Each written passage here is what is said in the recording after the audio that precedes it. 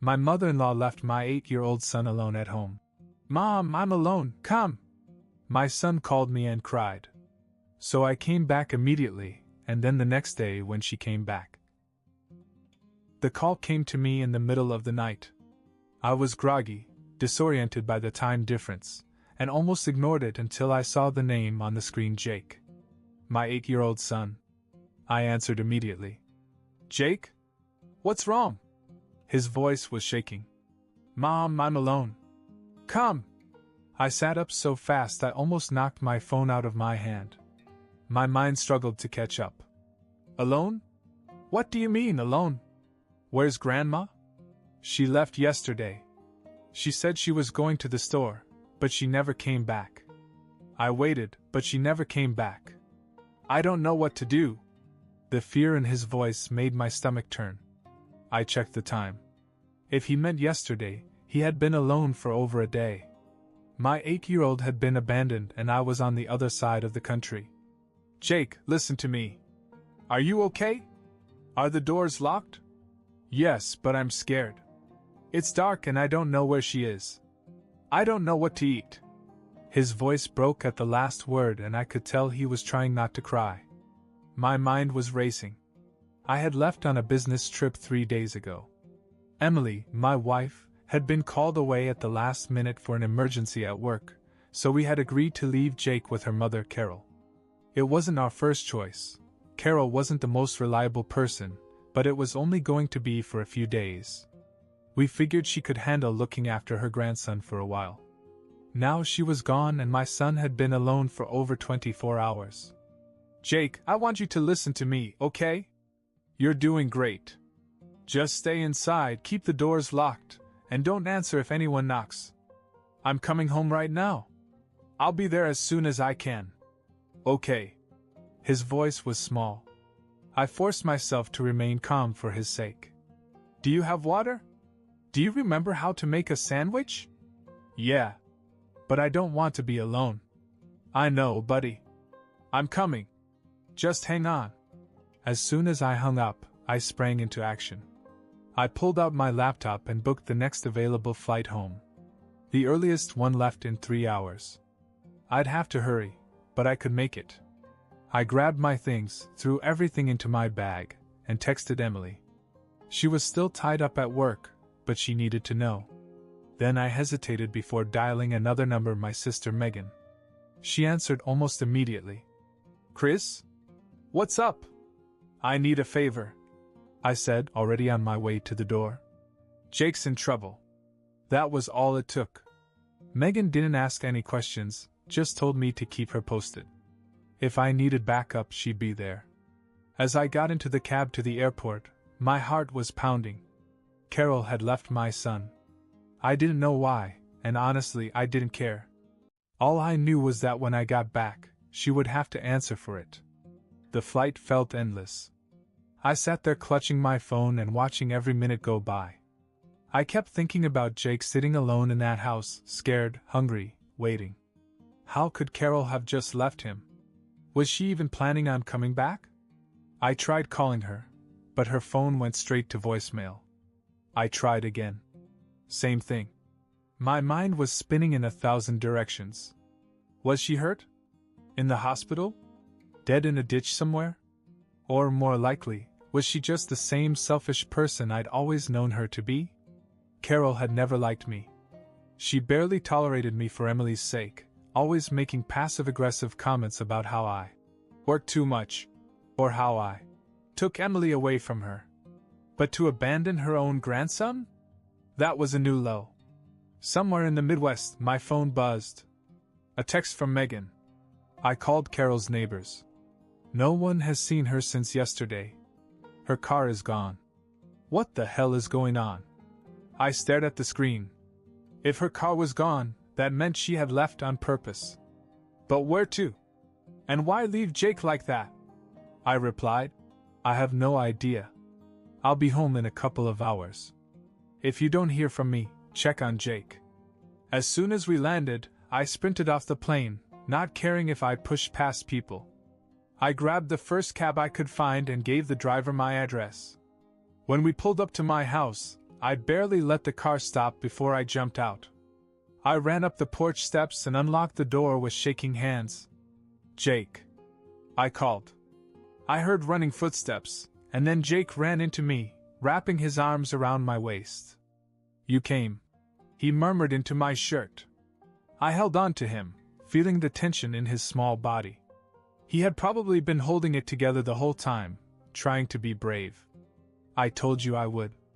Are you okay?" He nodded, but I could tell he wasn't. His eyes were red as if he'd been crying. He looked exhausted. I led him into the kitchen and checked the refrigerator. It was almost empty. A few eggs, some expired milk, an old bottle of ketchup. That was it. "What did you eat?" "Crackers. And peanut butter." He hesitated. "There was frozen pizza, but I didn't know how to make it." I felt a sharp pang of guilt. I never should have left him with Carol. I ordered food while I checked the house. Everything was in place. No sign of a struggle. Just emptiness. Then I saw something on the counter. A folded piece of paper. I picked it up and read the single sentence written in Carol's handwriting. "This is not my responsibility." That was it. No explanation. No apology. Just that. A slow, searing rage spread through me. Carol had done this on purpose. She had never wanted to see Jake. And instead of saying no, she just walked away. Like he was a stray dog she was tired of.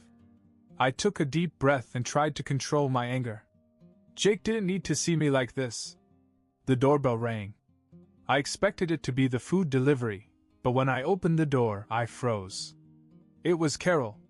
She was standing there as if nothing had happened, holding a coffee cup as if she had just returned from a casual morning errand. Before I could say anything, she smiled and said, "Oh, good, you're back. We need to talk about Jake." As if nothing had happened. Like she hadn't just left him for a day. I didn't know what to expect from her. But I wasn't prepared for what came next. Carol was standing on my porch, sipping her coffee as if she had just dropped by for a friendly chat. As if she hadn't abandoned my son. Like she wasn't the reason I had to cancel everything and get on the first flight home. I stepped outside, closing the door behind me so Jake wouldn't hear. My pulse was still racing from everything rushing back, finding him alone, realizing how much worse Carol was than I had ever imagined. "You left Jake alone," I said, keeping my voice level. She tilted her head as if I was being unreasonable. "No, I didn't." I let out a sharp breath. "Jake called me. He said you left yesterday morning and never came back. He'd been alone for more than a day. He was scared. And I found your note on the counter." I pulled it out of my pocket and read it aloud. "This is not my responsibility." She didn't even flinch. "And it's not," she said, completely unfazed. "You agreed to watch him." Carol sighed and shook her head. "I agreed because Emily begged me to. But we both know I never wanted to do it. You just assumed I'd put my life on hold for you." I stared at her in disbelief. "So instead of saying no, you just left him? You left an 8-year-old? He's fine, isn't he?" She shot back. "I knew he'd find out. And guess what? He did. He called you. He survived. Maybe now you'll stop treating him like a helpless little baby." The anger in my chest burned hotter. "You had a job, Carol. Just take care of him. That's it. And you couldn't even do that for 3 days?" She crossed her arms. "I don't owe you anything, Chris. I don't owe Jake anything either." I blinked. "Excuse me? You act like I'm some built-in babysitter, like my time doesn't matter. But I've spent my whole life doing things for other people. For my parents. For my siblings. For Emily. And what do I get in return? A bunch of ungrateful people who want more. So no, I don't owe you anything." I couldn't believe what I was hearing. "He's your grandson. So? That doesn't make me responsible for him." I had never hated her more than at that moment. She exhaled dramatically. "You know, I'd be a little more careful with the way you talk to me. You seem to forget how much influence I have over Emily. Do you really want me to convince her that she might be better off without you? I narrowed my eyes. Are you seriously threatening my marriage right now? She smiled. I wouldn't call it a threat. I'm just saying. Emily and I talk. A lot. She tells me things. Things like how you're always working, how she feels like she's doing most of the parenting. And well, if you keep acting like that, I might have to remind her of that a little more often. I took a slow breath, forcing myself not to explode. Emily would never leave me just because you put ideas in her head. Carol smirked. Are you sure? I clenched my jaw. I don't care what kind of manipulation you try, you're done being in Jake's life. She gave me a bored look. That's sweet. But you might want to think this through. Because if I'm out of Jake's life, that also means I won't be paying back the $10,000 I borrowed from you last year. A new wave of anger swept through me. That was a loan. You promised to pay me back. She shrugged. Well, maybe I was going to, but now I'm not so sure. I mean, what incentive do I have? If you're going to treat me like a villain no matter what, why should I bother? I could hardly believe what I was hearing. She had abandoned my son, threatened my marriage, and now she was holding 10 grand over my head like it was some kind of game. I stepped closer and lowered my voice. Let me be very clear. I don't need your money. I don't need you. But after what you pulled, don't expect to ever be a part of our lives again. You are done. Carol just smiled. We'll see what Emily has to say about that. And with that, she turned and walked away, humming to herself as if she hadn't just declared war on my family. Carol walked away as if she had already won. As if she hadn't just made the most manipulative threats I'd ever heard. I stood there, fists clenched, watching her disappear down the driveway. My blood was boiling, but I wasn't going to let her get inside my head. I went back inside and locked the door behind me. Jake was sitting at the kitchen table, pushing around a piece of toast I had made for him. His eyes flickered up. Was that Grandma? I forced myself to relax. He didn't need to see my anger. Yeah, but don't worry about her. He hesitated. Is she mad at me? I squatted next to him. Why would she be mad at you? He shrugged. Because I called you. She didn't want me to. My stomach twisted. She told you not to call me? He nodded. She said I should wait. But I got scared. I put a hand on his shoulder. You did the right thing, buddy. I always want you to call me, no matter what anyone says. Understand? He nodded again, but I could tell he was still uncertain. I wanted to ask more, but my phone buzzed in my pocket. I pulled it out. It was Emily. I answered immediately. Hey, Em. Chris, what the hell is going on? Her voice was sharp. I exhaled. I guess you talked to your mom. She just called me crying and said you attacked her for no reason and told her she's never allowed to see Jake again. I closed my eyes and pinched the bridge of my nose. Of course. Of course Carol was already spinning her own version of the story. That's not what happened. Emily sighed. Then tell me what did happen. Because she's saying some pretty crazy things. I looked at Jake, who was still watching me closely. I didn't want him to hear this. Hold on. I went into the other room and lowered my voice. Your mother left Jake alone for more than a day, Emily. He called me yesterday crying because she just disappeared and never came back. Silence. What? She abandoned him. No call, no text, nothing. And when I got home, I found a note from her saying, "This is not my responsibility." That's all she left. No food, no explanation. Just that. Emily's breathing was ragged now. She left him? Yes. No, she wouldn't dash. She stopped herself. You're sure? Jake told me himself. And I saw the note with my own eyes. She didn't even try to deny it when I confronted her. She just made excuses. Emily was silent for a long moment. Then, more quietly, she said, "She said you threatened her?" I let out a bitter laugh. Threatened her? She was the one who did the threatening. She said that if I didn't calm down, she would convince you to leave me.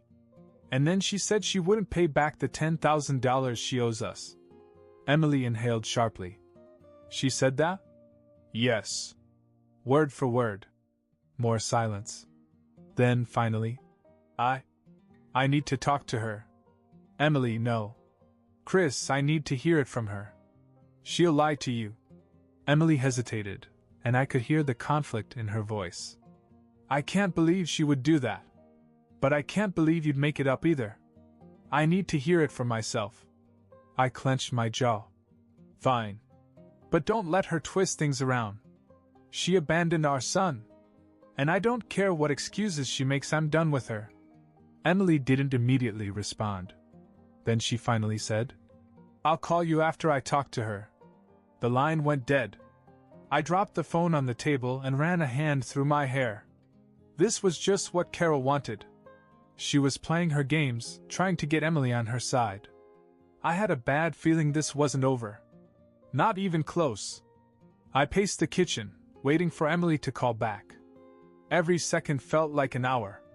Jake was curled up on the couch with his tablet, but I could tell he wasn't really paying attention.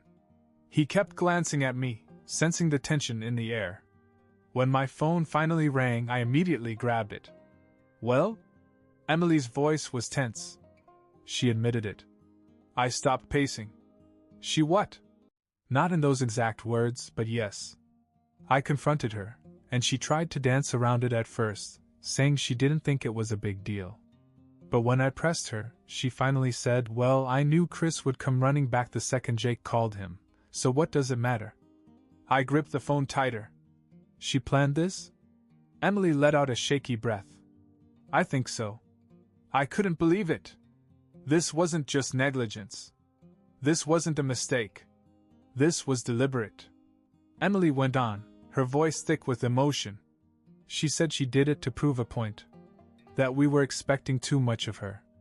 That she wanted to show us what it's like when people don't bend over backwards for us.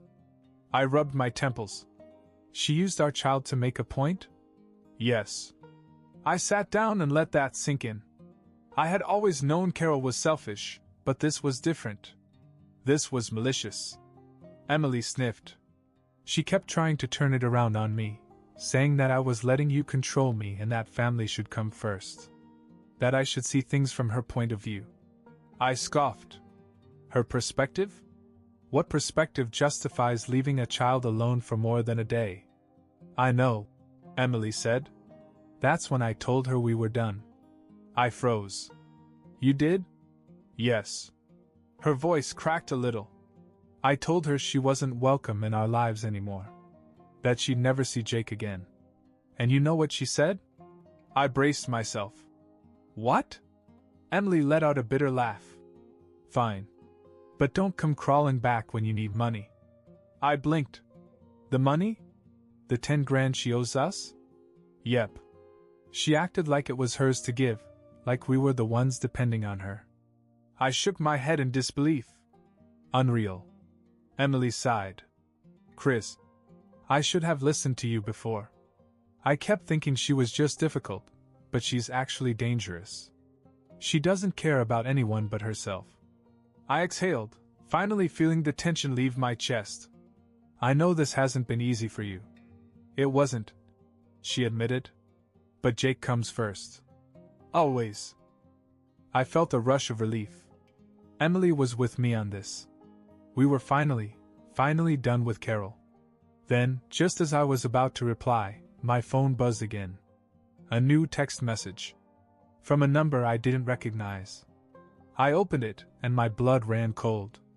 It was a screenshot of a bank transaction. A deposit of $10,000. And at the bottom, a message. You got your money. Now stay out of my life. I stared at the screen, my heart pounding. Carol had actually paid us back. Not because she felt guilty. Not because she cared. She just wanted to make sure we never had a reason to contact her again. And honestly, that was fine with me. I stared at the text and read it 3 times. Carol had indeed paid us back. No fight, No excuses, just a lump sum transfer with a final message telling us to stay out of her life. I hung up the phone and exhaled slowly. Emily, check your account. There was a pause, then some tapping on her end of the line. A second later, she let out a soft laugh, one that was more disbelief than humor. She actually did it. Yeah. Emily sighed. I guess she wanted to make sure we couldn't pin anything on her. Good, I said. Now she has nothing on us either. We sat in silence for a few moments, both processing the same thing. This was it. The end of it. Carol was cutting herself out of our lives, and frankly, it was a relief. Emily spoke first. I don't know what I was expecting, but I didn't think it would end like this. Neither did I admitted. I thought she'd keep pushing, keep trying to manipulate you. I think she realized she was losing, Emily said. She knew she couldn't talk her way out of it, and she hates looking weak. So instead of apologizing or even fighting for a relationship, she just wiped her hands of it. Classic Carol, I muttered. Emily hesitated. I know it's the right thing to do, but it still hurts. She's my mom, Chris. I softened. I know. She sniffed. I keep thinking maybe she loved me, in her own way. But I don't think she ever saw me as a person, just someone she could control. And when she realized she couldn't do that anymore, she just threw me away. I rubbed my jaw. She tried to do the same with Jake. But we won't let that happen. Emily exhaled. No. We're not. A small voice interrupted us. Dad? I turned to see Jake standing in the hall, rubbing his eyes. Yeah, buddy? Is Grandma mad at us? I squatted down so we were at eye level. No, she's not mad. But she won't be coming around anymore. Jake studied my face. Because she left me? Yeah. I hesitated. Because she made a choice that wasn't right. And when people make bad choices, sometimes we have to protect ourselves from them. Jake thought about it for a second. Then he nodded. Okay. I ruffled his hair. You hungry? Yeah. I smiled. Go pick something out. Anything you want. He grinned and ran into the kitchen. Emily's voice came over the phone again. He's handling this better than I am. He's strong, I said. Like his mom. She let out a little laugh. Thank you, Chris. For handling all this. For putting Jake first. Always. We talked for a while, and when we hung up, I felt lighter. It was over. The fighting, the manipulation, the weight of Carol hanging over our family, it was gone. Jake came back with a ridiculous assortment of snacks, chips, cookies, and a banana to compensate. He plopped down on the couch next to me. Can we watch a movie? I smiled. Of course. As the opening credits rolled, I felt something I hadn't felt in a long time. Peace.